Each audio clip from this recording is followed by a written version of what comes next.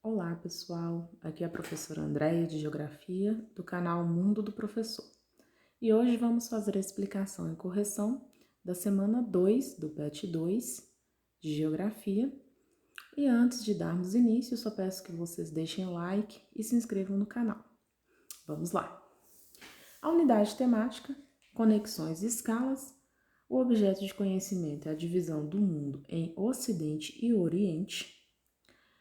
E as habilidades são associar o critério geográfico, religioso e cultural de divisão do mundo em Ocidente e Oriente, em leste e oeste, tá, pessoal? Para quem não lembra aí direitinho o que é Ocidente e Oriente, com o sistema colonial implantado pelas potências europeias. O conteúdo relacionado é a divisão do mundo em Oriente e Ocidente, colonialismo, metrópole e colônia, a divisão do mundo em Oriente e Ocidente e uma divisão geográfica, religiosa e cultural. O tema dessa semana é a divisão do mundo. O aluno vai, nessa semana, compreender como a visão eurocêntrica, no caso da Europa, divide o mundo em oriental e ocidental. Então vamos lá. A divisão do mundo, Oriente, Ocidente e Oriente. A representação do mundo, tal como conhecemos, é uma visão europeia, que divide o espaço mundial em este lado e o espaço do outro lado da linha. Essa divisão em Ocidente e Oriente resume as explicações sobre o mundo colonial. Os povos orientais, segundo a visão dos europeus, não possuíam normas, conhecimentos e técnicas que eram utilizadas no Velho Mundo, isto é, a Europa. Criou-se assim um princípio universal que dizia que as populações das colônias viviam sob condições subhumanas, pois eram desprovidas da capacidade de pensar, desprovidas de saberes, segundo Santos, 2007. O mapa é uma forte representação desses pensamentos, pois traz consigo uma verdade proveniente de sua suposta acurácia, quando na realidade são representações e, portanto, cobertos de intenções. Assim, o Ocidente não é somente aquele que conhecemos dividido pelo meridiano de Greenwich. O Ocidente traz características do contexto político de elaboração do mapa, as características sociais, culturais, econômicas e religiosas. Então aqui temos um mapinha, o mapa mundi, onde é possível observar o meridiano de Greenwich, logo no meio, e o Oriente e o Ocidente. Esse mapa é baseado no livro Choque de Civilizações, de 1996, onde a América Latina é considerada uma parte do Ocidente ou uma civilização distinta, intimamente relacionada ao Ocidente e dependente dele.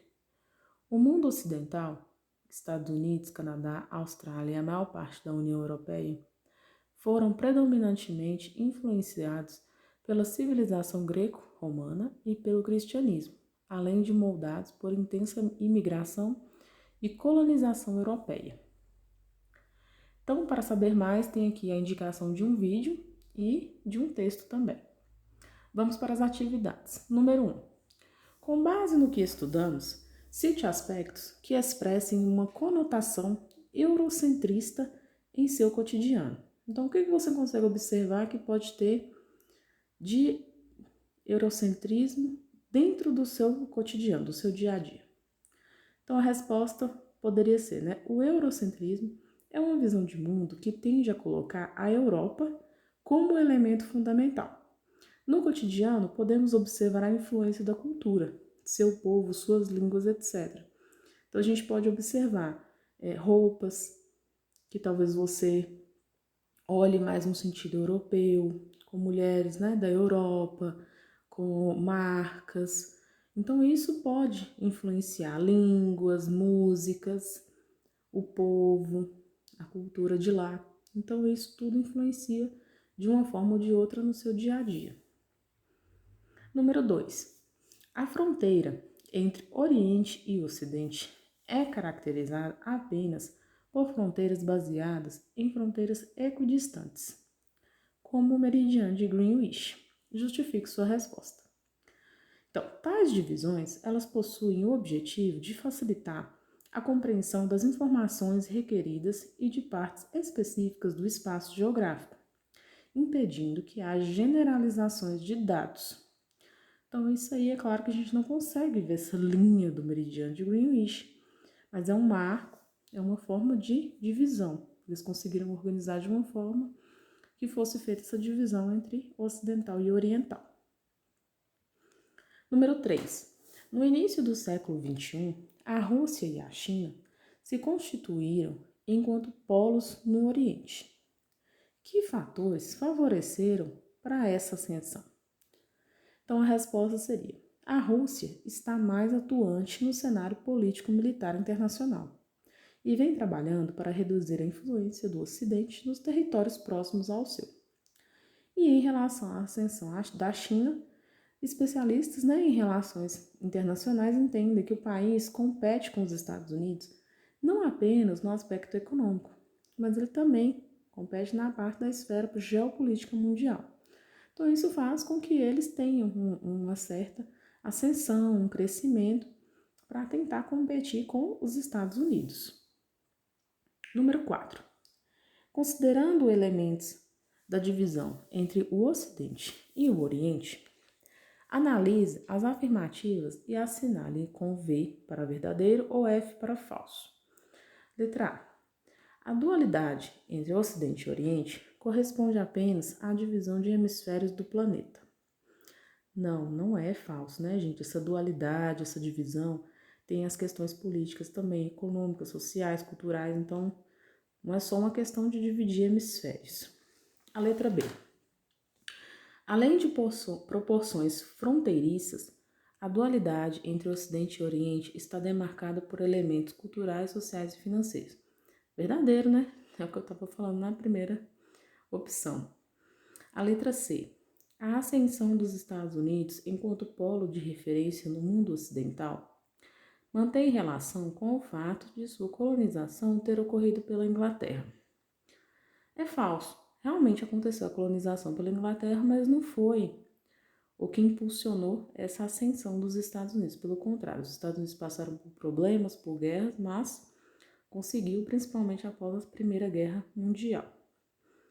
A letra D. Os países latino-americanos têm sua cultura marginalizada no Ocidente, em função de seu baixo poder econômico e da pouca representatividade em conselhos internacionais. É verdadeiro.